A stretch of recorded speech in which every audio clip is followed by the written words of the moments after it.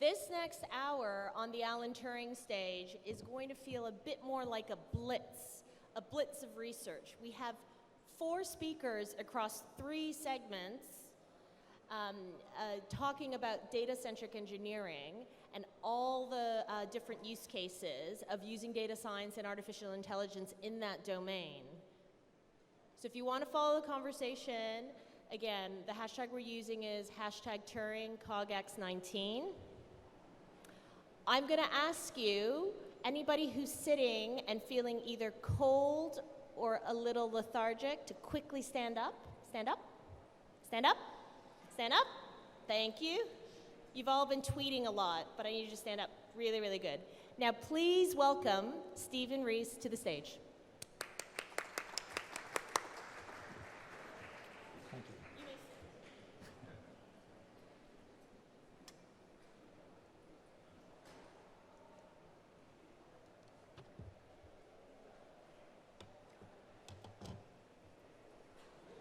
There we go. There we go. Hi, everybody. Thanks for showing up so early in the morning, or in the afternoon, I mean, around lunchtime. Appreciate that. So, I'm Steve Reece. I've been in machine learning now for about 25 years. This is machine learning research. Over the last 3 years, I've begun to focus on 2 specific application domain genres, and this is disaster management and environmental protection. And I've been lucky enough to become a Turing Fellow and a group leader at the Alan Turing Institute. And what I'd like to do today is, hey, we got new member of the audience here. Hello, Pigeon. Oh, 100%? Yep. Wonderful. So I'd like to talk to you today not about the theory of machine learning, but more about the knowledge transfer and how to effectively work with end users to make sure that we deliver the right kind of machine learning that they can actually use and have some impact at the end of the day. So, in academia, it's very, very common to focus very much on writing a paper, to develop some machine learning technology, find some data that sort of fits with the machine learning technology, and then ultimately demonstrate that machine learning technology on the data and end there. That's great. What we've got is this idea of really working with end users to understand what their information needs are, and then figuring out how to turn that data into information, at the same time identifying new machine learning challenge problems so that we can develop some new theories within university. So, if you're in the commercial world, you might be familiar with the idea of co-creation, and that means you work with the end users when you're building a tool, generally, or developing a tool, to make sure that when this tool is eventually complete, it's going to be used by the end users.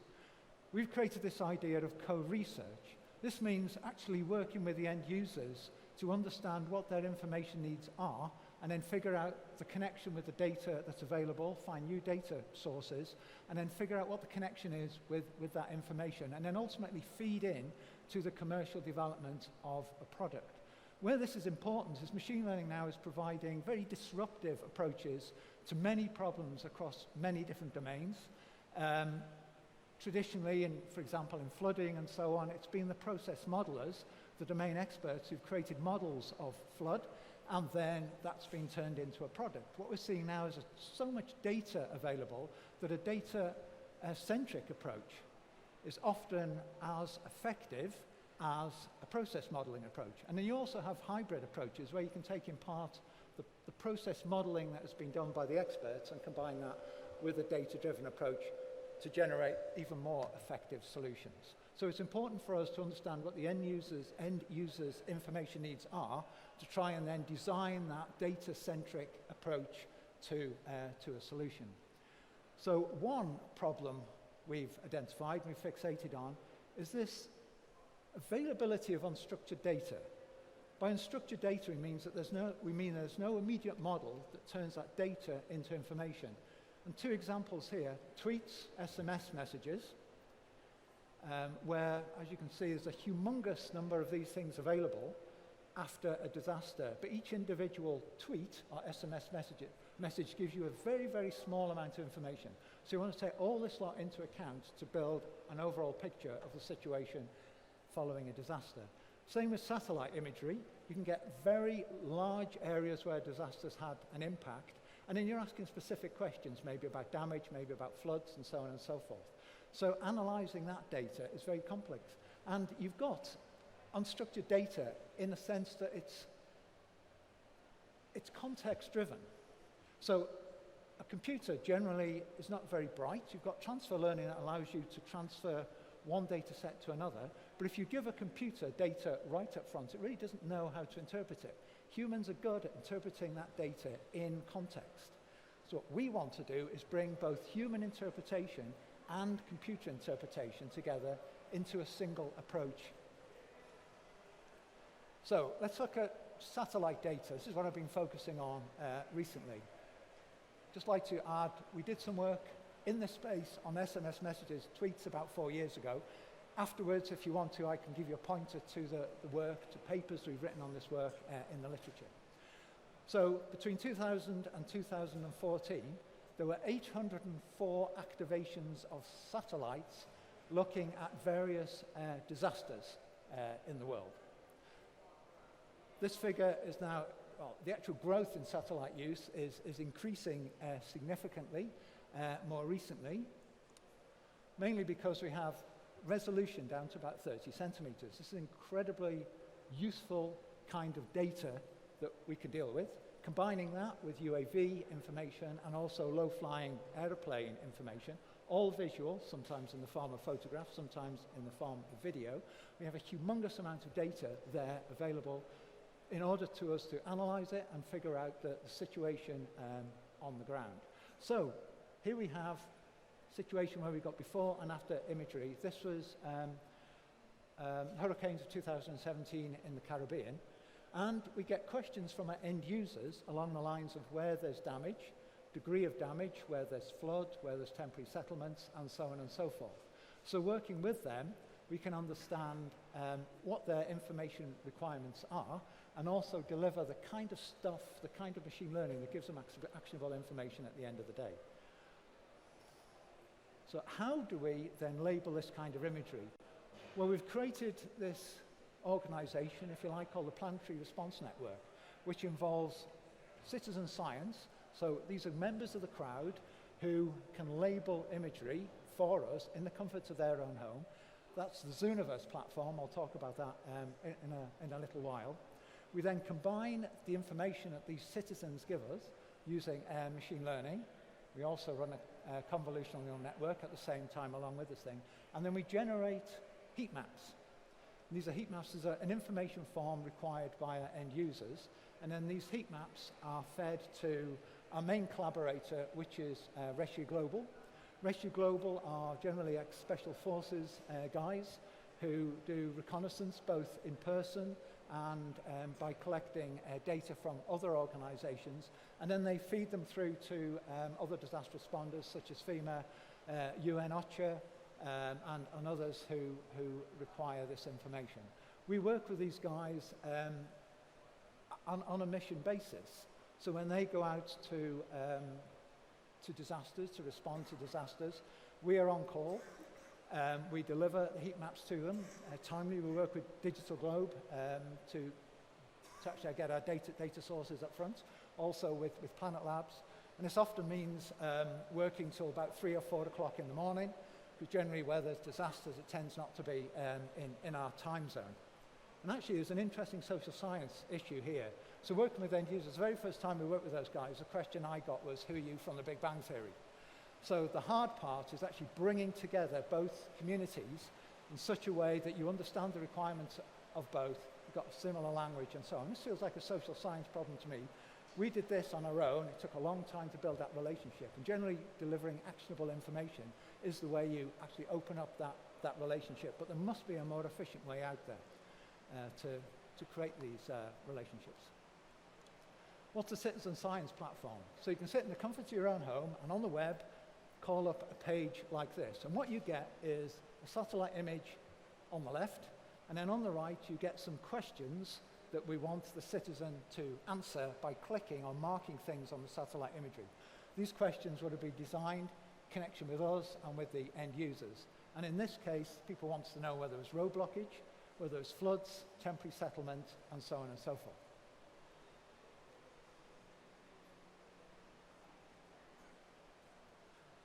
Any of you guys would like to become a member of our citizen science team, please chat to me afterwards and I'll give you further pointers and so on and so forth about this platform.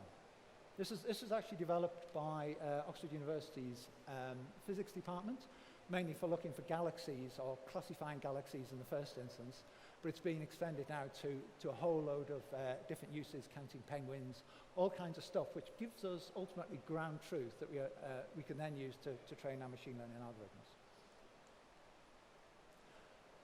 So this is our technology. It's called BCCNet. So on the left there, you can see we have the citizen science platform, and what we get out of that is, for each member of the crowd, a set of labels. Those labels are not always consistent, so our machine learning algorithm works out the consistency or the bias within that label set, corrects the bias, generates the consistency, and then can feed through to our map. At the same time, we're training a convolutional neural network that runs alongside the crowd. So both the crowd sees the satellite imagery, the neural network sees the satellite imagery, and the neural network performs as if it's a member of the crowd. Initially, not a very good one, but as it's trained more and more and more, eventually it's almost equivalent to the crowd and eventually can take over from the crowd. And whereas each member of the crowd is only labeling small little parts of the satellite image, generally to give us our training data, the CNN can run across the entire space and fill in gaps and also complement the crowd members' labels at the particular points where the crowd members have made the labels. We can fold in other data sources as well, so OpenStreetMap is amazingly useful when we're interested in the density of damage in a particular environment. We generate our heat maps, and then these are validated by our disaster response guys on the ground. What's key here is we generate the information at the level at which they require the information. So it's not too detailed, because they don't need that. They need the general area of where there is damage. Oh God. And so on and so forth. OpenStreetMap is very detailed. Of course, that is not going to be a good tool or a good piece of data or resource after the damage, because the whole world has changed significantly. So we need to generate these new maps post-disaster.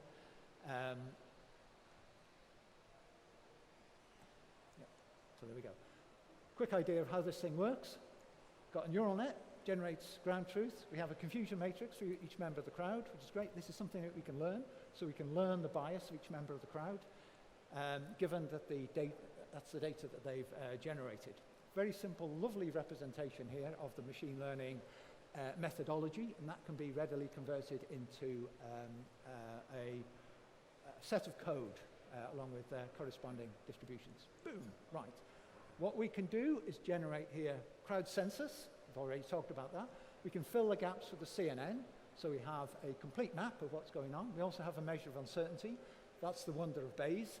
And we also have a way then of reducing the uncertainty intelligently by deciding where to look next in the satellite image, i.e. which component of that satellite image we hand out to members of the crowd.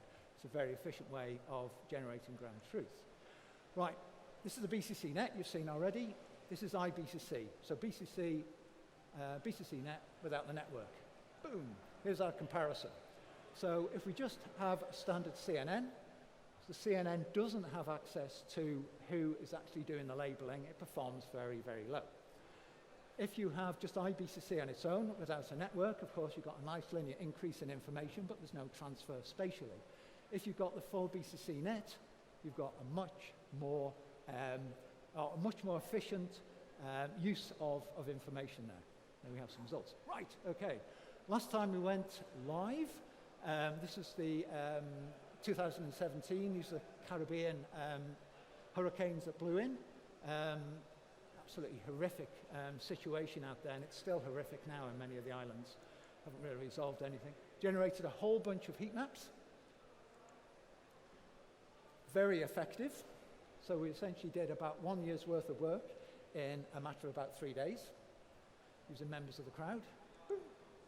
And then we had some wonderful feedback from our end users. So this is really going to help in the ref impact reporting that we have to do in 2021, I think it is. Right, if you want to read more about this, there's a paper that was published last year at a NeurIPS workshop. There's also code available, so BCCNet's available out there for you guys to download. The data source that we're using is the digit MNIST. We can't release the satellite imagery, I'm afraid, because it's very proprietary. If you want to read about the origins of the Planetary Response Network, I highly recommend this book by Patrick Meyer. It's a wonderful read, very emotional, and I'll leave it there. Thank you. Thank you. Cheers. Thanks. I better switch you back on now. Cheers. Thank you. Thanks for that. The next talk is actually about fluid dynamics, probably slightly different viscosity than the rain above us now. Please welcome Indranil and Lachlan to the stage.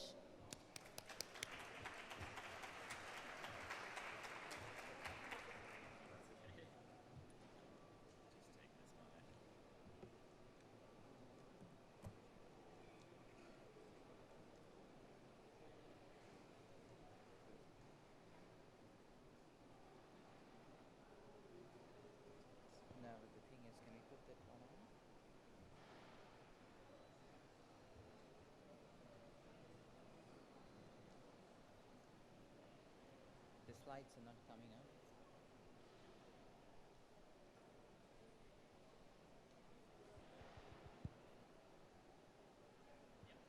Yeah. Hello? Yeah. Thank you so much. Good afternoon. So today we'll be talking about data-driven fluid dynamics. We are in the Data-Centric engineering program at the Alan Turing Institute. This is one strand of research. And the generic theme is how we can use data science and machine learning to augment traditional engineering disciplines like electrical, mechanical, these kind of fields. And I'll share the stage with Lachlan, and we'll go through a few examples of how we have tried to address or augment the fluid dynamics field with machine learning and data science. So this is a big picture. Kind of you see this is like a turbulent fluid jet. This is some graphene sheets on rapidly rotating disks. So these are all deterministic physics-based models which you can have very high spatial and temporal resolution. And you can get really good insights into the actual problem. And this is really good for design prototyping of engineering applications. But the key problem in here is that these are too expensive, computationally expensive, these simulations. So you'd probably see that that picture over there took like 2 weeks on a university cluster or more than that. So this is not really good for industry prototyping. So if you're developing a product in the industry, this doesn't scale. So this is where we are now, the one on the left-hand side. So it's like a simple example of a fluid flow in a pipe. It's two-phase. There's multiple things in it, like surfactants, how the surface tension is, and all of that physics stuff that goes in there. But to simulate even that kind of a simple thing, it takes a couple of weeks on a university cluster. Of course, you get very high accuracy. Now, this is not good for rapid prototyping and design iteration. So in the future, what we would like to do is get an answer in, say, 5 minutes. That's pretty ambitious. But hey, we want to run it on a laptop instead of like a computing high-performance cluster. And with accuracy, we would like good enough accuracy to, you see there's a difference between the left and the right. But for a design engineer at the prototype stage, this is good enough. And then as he iterates and gets more intuition about the problem, and as he goes on into the production phase, he can go down into the more highly accurate results. So given this problem, we asked ourselves, can data science help, or where can it fit in? So to go into that, we should have a look at where data science has really succeeded so far. So most of the things that you see, practical applications, are your algorithms recommending friends on Facebook, or YouTube recommending videos. So the classical difference between this and any traditional engineering model is that all engineering models are based on physics, whereas all your Facebook recommendations and all of this, there is no underlying physical model to build on. So this is how we visualize the difference between the conventional engineering approach, which starts with the physics-based approach, or law of conservation of mass, momentum, which are very physical in nature and which governs all of the things that we build. And versus the data-driven approach, you have a bunch of data points and you make modeling assumptions on that, which doesn't necessarily have to be physics-driven, and then you make a predictive model out of it. So there are pros and cons to both approaches. So these are really highly computationally expensive. They take a lot of time, but they're really accurate. These are cheaper than those, but they do not encode the physics. So if you didn't have data points in your regime of interest, and if you trained it in a small set of operating conditions, you wouldn't get good predictions at other end. So we are here in the traditional engineering model, and what we are proposing essentially is that we need some kind of a hybrid solution so that we can leverage the best of both worlds in a sense. So one of them is basically taking the physics model and looking at where the bottlenecks are and sort of outsourcing those bottlenecks to the machine learning or the data science aspects. So that's what we call the add the machine learning to the physics, add ML to the physics bit. So it's predominantly a physics solver, but only bits and pieces are outsourced to the ML model. The other hybrid solution is add physics to the ML, which is like, it is predominantly a statistical model, but it actually honors the constraints of, let's say, conservation of mass, momentum into it. But this is really hard to get to. So this is really a research question. But we will walk you through a few examples of what we have done to couple the hybrid solutions on the left-hand side. So why are we doing this? What will this unlock? The thing is, we work with a lot of collaborators, industry collaborators at the Turing, and one of them goes, hey, we need 10-fold decrease in time it takes to design new products. So they are essentially looking at rapid prototyping, and the more they can tinker around, the more their engineers can tinker around and see what are the effects of the final product design, they're able to get to their products faster and more efficiently. So it would help rapid iterations. So there are horror stories with such long simulations. We have had PhD students who have simulated, and after 6 months, they've gone, hey, the parameters were interchanged, so all the 6 months of worth of simulations went down the drain. So then once these models are really cheap, then failure doesn't affect you so much. So you don't really waste time for these things. Of course, uncertainty quantification is a big issue. We probably over-design if we don't know how these parameters play out. We'll probably over-design a product, so that's cost, time, everything together. And once we have these kind of cheap surrogate models, we can have some kind of safety or rare events kind of modeling, where we look at, hey, where can these things go wrong? What is the reliability of it? You need to run the model with multiple parameters a few times. And finally, it gives raised intuition level to the engineer, because he can tinker around more with these models and see what is best for his design performance. Hello. So I'll take it over to Lachlan, who will give you a few examples of engineering applications. Thanks, Indranil. So I'm going to ask the question about what happens if we just start with the physics. So in our research group, we study mixing a lot. We look at these simulations where we're trying to stir up a vat of liquid. And what we're trying to do is increase the efficiency of this mixing. And to do that, we just might increase the speed of these stirrer blades. And so you'd think you just stir it as fast as possible. That'll give me my optimal mixing. But you'll reach this threshold here where you start to drag air into the water and you get this chaotic bubble formation processing happening. This might be disastrous if you're manufacturing a food product or maybe a consumer good, and it might ruin your product. It's something you want to avoid. So we know the physics here. The physics isn't the issue. We know the maths. We know the conservation laws to balance momentum, mass transfer. The issue is solving the equations. We can't solve them at high resolution. So we need to account for processes that are happening on the millimeter scale to do with this bubble formation, but our industrial reactor might be several meters in diameter, and we can't capture these scales at the same time. So this restricts us a lot. We can't ask interesting questions. We can only approach this chaotic transition along one axis. I can't ask a question of, what if I tried 200 different stirrer geometries, or What if I put some additives in this fluid, change the viscosity? I can't ask what if kind of hypothetical questions with this model because it's just too slow. So then what happens if you start from the data science side? So we're not really at the production end. We don't have a chemical plant that we're streaming data off. So we have to simulate some data from the physics to start with. And so we're lucky we do have some problems that are faster to run. This one, we have a budget of maybe 100 simulations. And so what's going on here is we can afford to sweep through 2 parameters. So we've got really a reactor that's out of control here. There's some hot gas bellowing through it. And what we want to do is introduce some emergency cooling water to contain the situation. And so what happens is if the gas flow rate is very, very high, it'll actually blow the cooling water out the top of the reactor. And we have this runaway situation, overheating, that we can't control. So we want to avoid this. So what we would do is just sweep out different combinations of liquid and gas flow rates and generate a set that sort of efficiently explores this transition region between chaotic and stable behaviors. But if you're coming from the data science world, you don't really care so much about the underlying physics. You're going to start with this data set and ask some questions. You're going to say, how can I fit a classification model to this? What are the machine learning methods I should apply and pull off the shelf and apply to this? We're interested in some Bayesian methods because we've got a stream of uncertainty quantification going on. So we've been fitting models and to these types of questions. But this is quite a simplistic case. You can visualize it quite easily in 2 dimensions. You know from the outset where the interesting region is.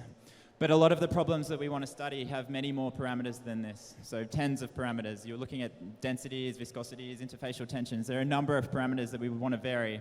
And we just can't afford, we've got this dimensionality curse, we can't afford to run enough simulations to get the insights we need to make a predictive tool. But in any case, we try and we can fit models like this, and we end up with something that we can query for results within seconds instead of minutes and hours for conventional simulations. But what we really want is an automated tool that tells us what simulations we should run next. How should we explore these interesting transition regions? And this brings us to the field of surrogate modeling and active learning. So we've been applying these types of techniques, and how this works is you start off with a data set, and you actually train up a new statistical model to fit this data. You ask questions about what simulation should I run next. Maybe you're looking for an optimum in a problem. Maybe you're looking for a solution that minimizes uncertainty in your statistical model. But once you've gone through and you've run a corresponding simulation, you've run a prediction through your statistical model, you can compare these 2 results and complete the loop and update your model on the fly. So we've been doing this. One of the nice properties of this is it gives you some information about the uncertainty of all of your model predictions. And you can do some interesting optimization strategies depending on how risk averse or risk neutral you are. So Indranil's been applying this type of modeling technique to look at the risks associated with sequestration of carbon dioxide in depleted oil fields in the North Sea. And so you can see here there's a lot of uncertainty because we have to have data inputs coming in from the geological properties of the subsurface. And it's expensive to get this data. We might not know it at high resolution, so uncertainty quantification plays a role here. And running through these sorts of simulations, you can optimize and ask questions about the leakage rates of CO2 in the gas phase that might occur over the length scales of 30, 50 years, and see whether things are seeping out of the boundaries that they should be contained in. But where this gets really interesting is when you start actually messing with the physics itself. And we're not talking about replacing physics, we're talking about looking for pain points and bottlenecks in physical models and replacing them with their machine learning equivalents. And so one example we've been looking at is in turbulence modeling. And so if you're working in engineering and you want a quick, rapid simulation, what you might do is run something as an approximation in 2 dimensions, or you might use a low resolution. And so this is a sketch here. I've drawn it as sort of a pixelated solution just to show that we're not capturing all the dynamics at the different scales of the turbulent structures that occur. But this is used in industry. There are some well-known corrections and approximate models to apply in turbulence model that've been around and in use for decades. But if you compare that to the results that we get in the research world, there's a vast difference. And so here we have the luxury of waiting for simulation results. We might have university scale resources to apply. So we can do things in 3 dimensions. We can use fine resolution in our simulations. And what a lot of researchers around the world have been doing is comparing these sets of low and high resolution results from different simulation methods and training up machine learning tools to tell us the corrections that we need to apply in our fast, rapid simulation results. So we've been experimenting with this. This is an ongoing project, just looking at gas flow in a duct. You can see here the velocity of the gas and a turbulent structure that's forming. But what we can do is we can look at the time averaged of one of the properties. This is a fluctuation in one of the velocities. But you can look at the research and the industry result and see a clear discrepancy. So it's challenging to model turbulence near walls because of the dampening effects that are hard to capture without high resolution. But then we ask the question, how does machine learning perform here? And you can see we capture sort of the equivalent results of the high resolution research code, but in the time frame, the quick, rapid results of the industry simulation. So we're comparing, we're generating an error, but we will always compare to the gold standard, which is going to be the experimental data set. So what we're doing is we're trying to bring in ideas from the data science world and the traditional conventional engineering world. But new students and new engineers will really have to be trained at the interface between these two fields and sort of be conversant in both of these ideas. And so we've been working on a few tools with the Turing to enable this. This was a project which is aligned with one of the Turing goals, which is to apply data science to real-world problems and through generating services. And so we've been making sort of cloud-native, browser-based simulation tools that make it easier for students to connect their simulations to data science and machine learning type models. This was written up as an impact story if you want to read more about it. And then the final thing that I'd like to talk through is some efforts we've been doing to investigate the effectiveness of virtual reality in the teaching of undergraduate students. So this is a project underway at Imperial College. And so hopefully this plays, but virtual reality can give us some rich data if we want to generate analytics to test the effectiveness of different teaching methods. So hopefully this works. So today we're running a virtual reality. Do you want to just mute the sound a bit? Yeah, thanks.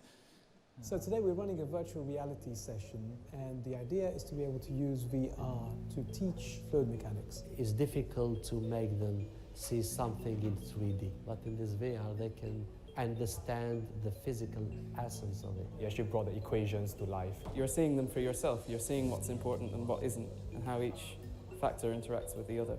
So I think it's a really useful educational tool.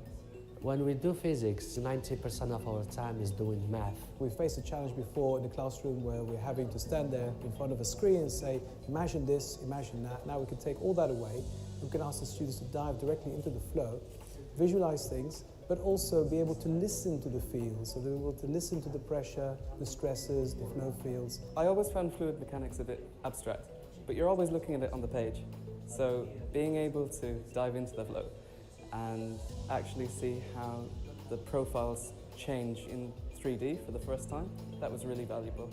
And certainly when I approached my problems afterwards, I was able to give a much better sketch of what I was trying to solve. And that really develops my understanding and my appreciation for the subject. So VR functions as a very good tool to help us to understand it from another angle other than just equations and formulae. So really immersing into the world of fluid mechanics and actually being immersed in that, being able to hear the velocity, the pressure, and just looking at particles going. That was really cool. I think that using VR, we're able to accelerate the development of a student from a complete novice who may not know anything about fluid mechanics to becoming an expert in a way that was not possible before.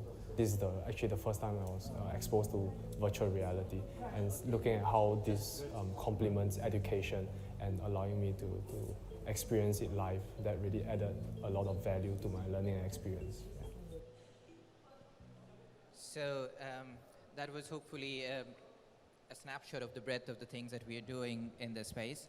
And moving forward, what we see is we need a tighter integration of physics-based models and statistical learning, and a framework to incorporate these physics or engineering judgment into machine learning models. So we can actually go down to this bit where we made surrogate or computationally cheap machine learning models which will honor the constraints of physical laws. And of course, these have to have explicit uncertainty quantification because you need to know how much they're off from the true, the benchmark, and these would be made out of probabilistic models. So that's the way forward. And in terms of opportunities, since these machine learning models would be trained to understand the physics, basically, so we would envisage that these would be transferable to other disciplines. So what we have given over here as an example, we have started off with fluid mechanics, but it's not really limited to fluid mechanics per se. You can have solid mechanics, you can have multi-physics simulations, and all of them should fit into the same paradigm. So the next step would be to translate the research in here into other domains. And of course, we have only played around at the concept or the prototyping stage, where we don't actually have a plant in operation and we don't have streaming data. But once you get these surrogate models running up quickly, you can also have live streaming sensor data to calibrate your models and make it in sync with what is happening in reality versus your simulation models. And last but not the least, we are at this intersection. We are at the start of this intersection, which is very exciting, but we also need to set the standards in how different models would sort of communicate with each other and talk to each other. So how will the machine learning model talk with differential equation models? And if we can set a set of standards, then it would be easier for other researchers and collaborators to publish their code online and to interface with the work that has already been done. This would help to sort of proliferate or speed up the research process. And we'd like to thank the Lloyd's Register Foundation, which sponsors the Data-Centric Engineering at the Alan Turing Institute. Recently, we've got a Data-Centric Engineering journal with Cambridge University Press. You can follow us there. You can read more about it on the links. And thank you so much. Thanks a lot.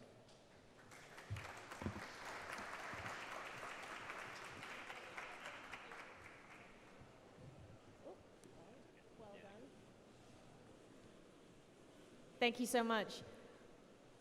We next have Patrick O'Hara, who's going to talk to you about air pollution, how to predict it, how to forecast it, and possibly how to route your way around it. Welcome, Patrick.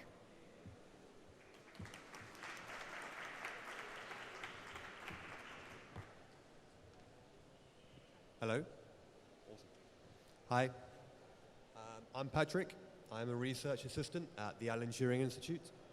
I'm part of the London Air Quality Project, which is part of the Data-Centric Engineering program at Turing. Today we're going to be talking about machine learning algorithms for predicting air quality in real time. Our predictions will be hyperlocal. We'll also be talking about how to forecast air quality 48 hours in advance. And then we're going to discuss how to use our predictions to find running routes which minimize air pollution exposure in London. So firstly, a bit about air quality. If you take a look at the map, each one of these dots represents a city. Yellow, orange, and red dots are all cities which breach air quality guidelines set by the World Health Organization. 9 out of 10 people in the world breathe air that does not comply with the World Health Organization guidelines, and about 3 million people each year die from air pollution-related diseases. But our focus is going to be more on the City of London. As we said, we're going to be discussing machine learning algorithms for real-time hyperlocal predictions and looking at how to forecast air pollution 48 hours in advance. Our models will be useful for organizations such as the Greater London Authority to assess how their interventions, such as the ultra-low emission zone, are affecting air pollution in London. And we can do this in real time. We'll be looking at multiple pollutants. So the 5 main pollutants are nitrogen dioxide, particulate matter, that's PM2.5 and PM10. So PM10 has a slightly bigger diameter than PM2.5, and these are tiny little particles that go deep into your airways and hurt your cardiovascular system. And also ozone, which is O3, and nitrogen dioxide. And we'll be predicting air pollution for these multiple pollutants over space and in time. So space is the space across London, and time is our 48-hour predictions. We're then going to be using these predictions to find running routes which minimize the air pollution exposure. So we're going to be looking at routing algorithms on graphs to minimize the cost on the graph of a route. And we'll be doing this for walking, running, and cycling routes in London. But before discussing the model and these routing algorithms, we really need to understand what air pollution is and what our data is. If you take a look at the diagram on the left, it will show that road transportation, as of 2013, accounts for around 50% of all air pollution in London. And the diagram on the right shows a breakdown of which modes of transport accounts for this 50% of air pollution from transportation. And this implies that air pollution is localized. So our sources, or major sources, are transportation, industry, and construction. But it's also affected by external factors. So, for example, the weather is a big driver. Things like the wind and the temperature. And also things like the pollution from Europe moving across, driven by the wind. And even Saharan dust has traveled all the way from Africa. All of this means that air pollution is a very complex process. It has spatial dependencies, which means 2 points in space that are close together will likely have a similar amount of air pollution. And it also has temporal dependencies, so as time goes along, for example in rush hour, 9 a.m. or 5 p.m. on a weekday, you'll see that air pollution is peaking during these times. Just to emphasize this temporal structure, if you take a look at the diagram on the left, the blue line shows nitrogen dioxide at a single sensor for the first 20 days of January in 2017. And the orange line shows ozone during this time period. Notice how the pollutants go up and down as time goes. So most of these peaks coincide with rush hours. But also importantly, note how when one pollutant is high, the other pollutant is low. So this means there's a correlation between these pollutants. Both the temporal structure and this correlation are things that we want to exploit in our models. In terms of actually measuring air quality in London, we have 3 main ways to do this. First, we have a sensor network called the London Air Quality Network. The location of these sensors is shown in the diagram on the right. And there's about 100 of these high accuracy sensors around London. They take readings for multiple pollutants every 15 minutes. So this means they have a high temporal resolution, i.e. they're measured very frequently. But at spatial resolution, they're quite distributed, they're not very dense. So there's big areas where there are none of these sensors. And we need to kind of fill in these areas using our models. Another sensor network is the diffusion tube network. There's about 1,000 of these sensors. They're lower accuracy, and they only measure pollutants over a monthly aggregate. So this is a very poor temporal resolution because they're not measured very frequently. Our third source of measuring air pollution is from a satellite. So these track pollutants from a global perspective. We can get hourly readings from these satellites, and we can get forecasts from the readings. So if you take a look at this video, it will show the pollution as it moves across, driven by the wind. So you can see in the kind of north of England, there's this bunch, and it's moving across London. So this is, to summarize the data we have 3 main sources. The first is the London Air Quality Network. This is high accuracy with a good temporal resolution, but there aren't many of these sensors. Secondly, we have diffusion tubes. There's loads of these sensors. They're not very accurate, and they don't have a good temporal resolution. And we have the satellite data, which is giving us a more global perspective of how pollution is moving across continents or across the world. So now that we've discussed the main data sources, we want to see how we can combine these data sources into a model and predict and forecast air quality. So we're going to use machine learning to do this. It's a supervised learning problem, which means that we can learn the relationship between our data and our target. So our data is things like the air quality sensors, the satellite data, the traffic, and the weather. And our target is predicting air quality across London in space and in time. So just to summarize this with a diagram, we have our data, we feed it into our model, we predict a target, and we validate against the LAQN sensors. So these are our high accuracy sensors. We then feed this back into our model.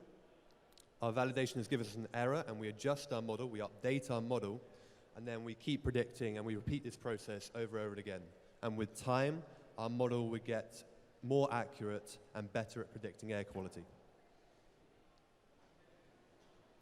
And just to show you an example of some of our predictions, this is air quality across central London. The yellow areas show higher areas of air quality. Blue is lower and green is somewhere in between. And just to show you quickly how it moves over 48 hours. Fantastic. Okay, so now we have our predictions in time and in space. We want to use these predictions to find running routes which minimize air pollution exposure. So the scenario is as follows. I'm a runner.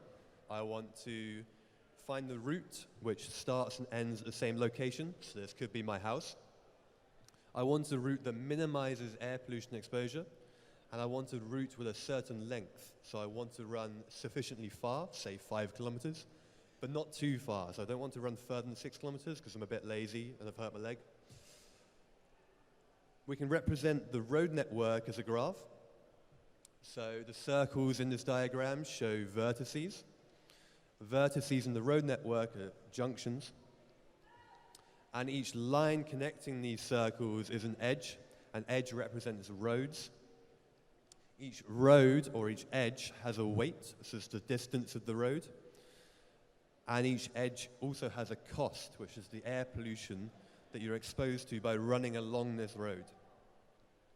But there's a problem here, and the problem is finding routes which are the right distance. So if you take a look at the graph, we want to start and end at this S vertex.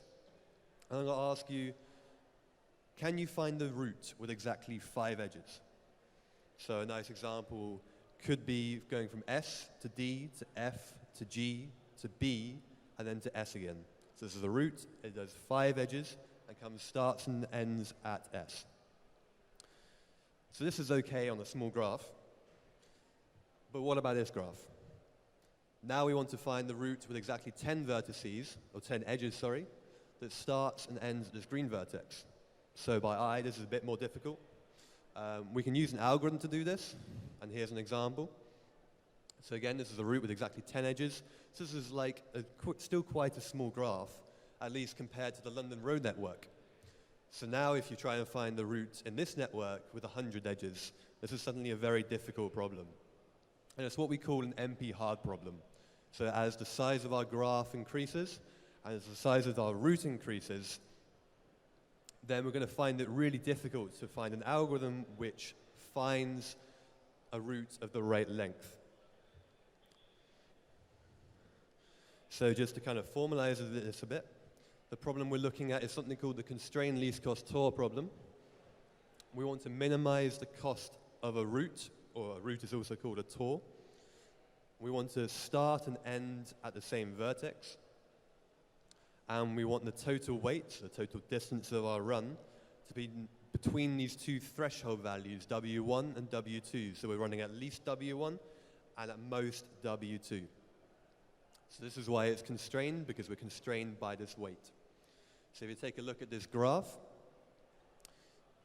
say we want a route that is between 5 and 6 edges long. Each of the numbers on this graph, on the edges, represents the cost or the pollution of running along that edge. So here's an example of a route that minimizes the pollution and has a route of the right length, so it's between W1, which is 5, and W6, W2, which is 6. And as we said, this is an NP hard problem because of the constraint that we're trying to find a route between these two thresholds. And just to show an example, this is routes using one of our heuristics. We're increasing the distance that we want to run each time, and our algorithm is giving us a nice route. So we're starting and ending at this small green dot. We're increasing the distance up, and our routes are avoiding air pollution. So this is about 1 kilometer here, going up to 2 kilometers, going up to about 3 kilometers. Now we're at about 4, and then the final one is 5 kilometers.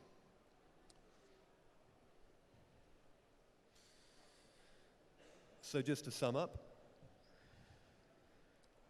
we've talked about machine learning algorithms for predicting in real time. Our predictions will be hyper-local.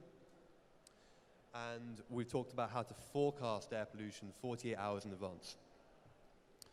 Our models can be used by authorities, such as the Greater London Authority, to see how their interventions are affecting air pollution in London. And then we've used these predictions to minimize the air pollution exposure on running routes, cycling routes, and walking routes in London. We can do this in real time, and we will be able to forecast in advance as well. So looking into the future, we're going to be releasing an API which has the output of our models and giving the predictions over the next 48 hours. And hopefully soon we'll be releasing a mobile or web application for these running routes which minimize air pollution exposure. Thank you for listening. You can find more on the 2 links below. Yeah, thank you very much.